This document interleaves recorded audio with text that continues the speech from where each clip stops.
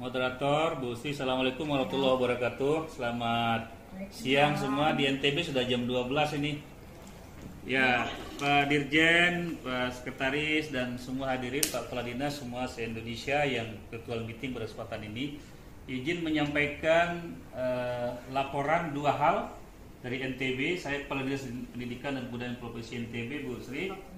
Ya, pertama, pembelajaran tatap muka di Nusa Tenggara Barat untuk jenjang SMA, SMK, SLB kami sudah mulai sejak September 2020 dengan dasar SKB 4 Menteri yang dirilis tanggal 7 Agustus 2020, tetapi dengan menggunakan sistem shift dan sistem block.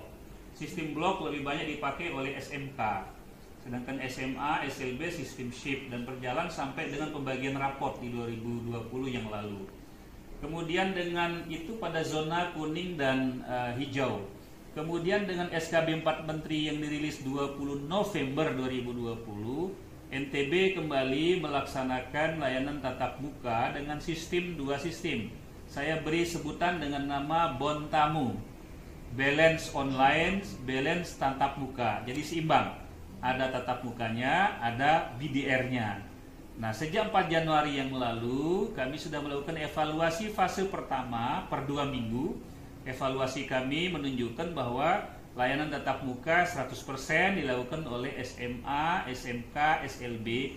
Namun, karena perkembangan COVID-19 cukup padat, pasif perkembangan di NTB, dan kekhawatiran dari para pengampu kebijakan termasuk kami di pemerintah daerah, maka tidak semua zona kami buka, sehingga di zona merah kami close sementara, kecuali saat ini kami mengambil kebijakan layanan tatap muka sudah dikeluarkan kebijakan oleh Pak Gubernur melalui surat edaran Sekda Provinsi NTB, dan kami melaksanakan layanan tatap muka khusus untuk kelas akhir, yaitu kelas 12 SMA, kelas 12 SMK, kelas 6 SDLB, kelas 9 SMPLB, dikarenakan banyak sekali kekhawatiran atas perkembangan pandemi COVID. Alhamdulillah tidak ada zona sekolah, tidak ada klaster dari sekolah yang perkembangan baru, semuanya banyak dari klaster keluarga yang. Namun demikian kita tidak ingin berbenturan dengan kondisi kekhawatiran masyarakat, sehingga kelas 3 kami optimalkan karena kurang lebih 10 minggu ke depan mereka akan menyelesaikan studi mereka sekitar pada bulan April nanti. Yang kedua, kami mengambil kebijakan tatap muka kepada anak-anak kita yang memang melaksanakan praktikum. Di rumahnya mereka tidak punya peralatan, fasilitas, dan sarana media, maka mereka bergilir praktikum di sekolahan, baik itu SMA maupun SMK. Dengan demikian, anak kelas 10-11 atau kelas 1 dan 2 itu dilayani dengan optimalisasi BDR, atau sekolah pada zona-zona kecamatannya hijau atau kuning, kita perlakukan sistem simulasi on-off, belajar BDR, tatap muka BDR, seperti itu. Kemudian pada kesempatan ini kami ingin menyampaikan terkait yang kedua adalah tentang BOS, Ibu Moderator. Tadi disebutkan, ditayangkan beberapa kabupaten yang menjadi sasaran BOS yang bervariasi dan kenaikan harga yang penyesuaian gitu. Nah, kami ingin bertanya pada kesempatan ini bahwa di NTB untuk sekolah menengah atas dan SLB kami mempunyai kabupaten yang memiliki sekolah terjauh. Itu layak disebut 3T. Saya beri masukan, itu ada di SMK 1 Labuan Badas, itu di kepulauan dia. Kemudian SMKN 2 Langgudu, itu juga berseberangan dia. Kita harus naik speedboat, kita naik perahu itu sekitar kalau 3 jam kurang lebih. Kemudian kalau menggunakan tidak ada pesawat ke situ, semuanya melalui laut, itu 3 jam sampai 4 jam ke sekolah. Ada juga yang di perbukitan, itu cukup jauh, kita menempuh sekitar 6 jam perjalanan dari ibu kota kabupaten. Akses yang sangat luar biasa, menyulitkan. Itu saya ulangi, SMK 1 Langgudu, SMK 2 Langgudu, SMK 1 Labuan Badas, kemudian SMA Batu Lanteh yang ada di Kabupaten Sumbawa. Nah, ini kita harapkan juga mendapat perhatian disebabkan karena daerah-daerah itu tidak mencukupi jumlah muridnya. Kalau ada standar 60 minimal berturut-turut, penduduknya cuma segitu, yang mendapat pendidikan juga cuma segitu. Di masyarakat itu kita layani fasilitas. Nah, kami harapkan yang daerah seperti ini juga mendapat suplai dari kebijakan afirmasi dari BOS sesuai dengan standar harga yang ada. Karena kesulitan kita menjangkau dan semakin jauh jangkauan kita biasanya barang, pembiayaan itu sangat tinggi. Yang terakhir kami ingin menyampaikan bahwa sama dengan provinsi yang lain barangkali pada kesempatan ini kebijakan kami tentang keterbatasan guru, baik itu guru normatif, adaptif, produktif. Tetapi kami menyampaikan pada kesempatan ini Dikbud Provinsi NTB telah melakukan satu kebijakan yang namanya uji kompetensi guru untuk memenuhi kebutuhan guru yang kurang dari guru PNS maupun guru P3K. Hasil uji kompetensi guru itu sudah masuk tahun ketiga kami lakukan, akan mendapatkan SK penugasan dari gubernur dan kami membayar honor jasa jam mengajar, namun masih sangat sedikit. Yang kedua kebijakannya adalah untuk guru produktif dan SLB. Kami melakukan kegiatan namanya instruktur guru karena keterbatasan dari SDM yang tersedia. Sarjana teknik, sarjana geologi, sarjana astro itu sangat terbatas. Sehingga guru-guru produktif kita menggunakan sistem instruktur. Nah, pertanyaan kami berikutnya adalah pada kesempatan ini kepada Pak Dirjen Perdikdasmen. Ya, mungkin nanti ada Dirjen GTK memberikan respon kepada kami. Status hak mereka yang bisa masuk di data pokok pendidikan supaya di Simtendik itu bisa terbackup karena pengangkatan jatah P3K tahun ini 5.018 orang itu kita belum sampai saat ini juga belum mendapatkan informasi syarat-syarat dan ketentuan.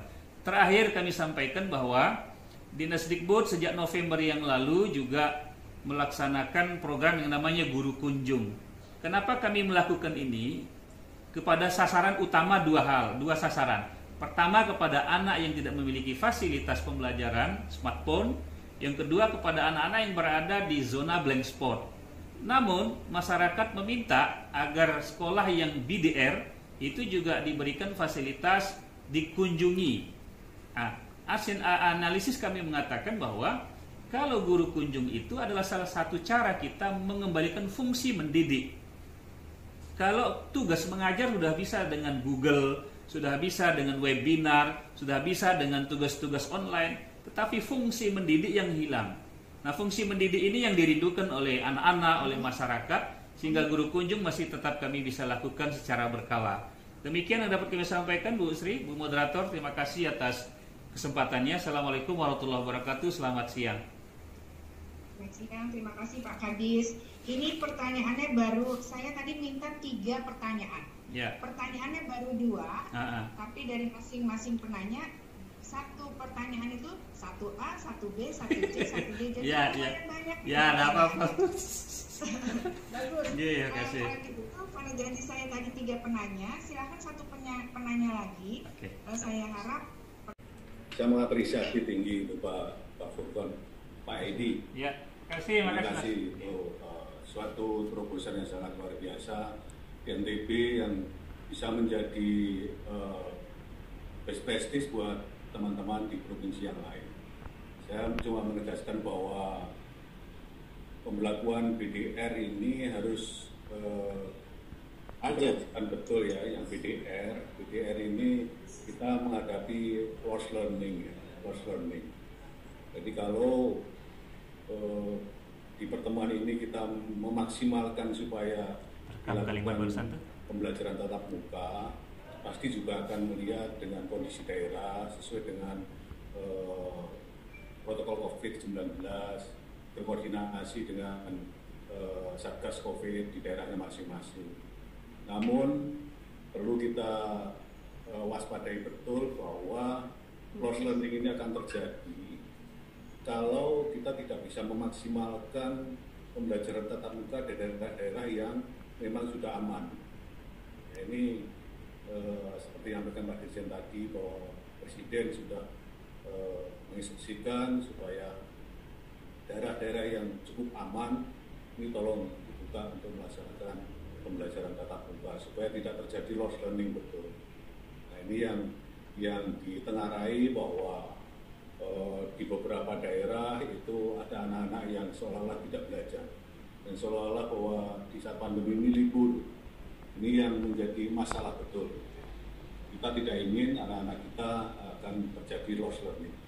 Saya apresiasi betul itu dari Pak Edi, teman lama. Terima kasih Pak Edi.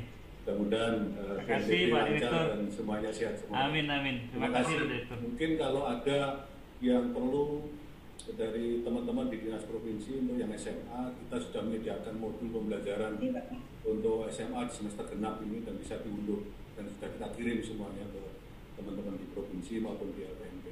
Dan saya juga meminta supaya teman-teman provinsi dan kabupaten kota ini bersinergi dengan UPT kita yang ada di provinsi. Ya, UPT kita ada LPMP dan ada BP PAUD ini yang memfasilitasi kebijakan pusat yang ada di provinsi supaya dimaksimalkan hubungan sinergis kita. Kalau ada masalah bisa didiskusikan bersama.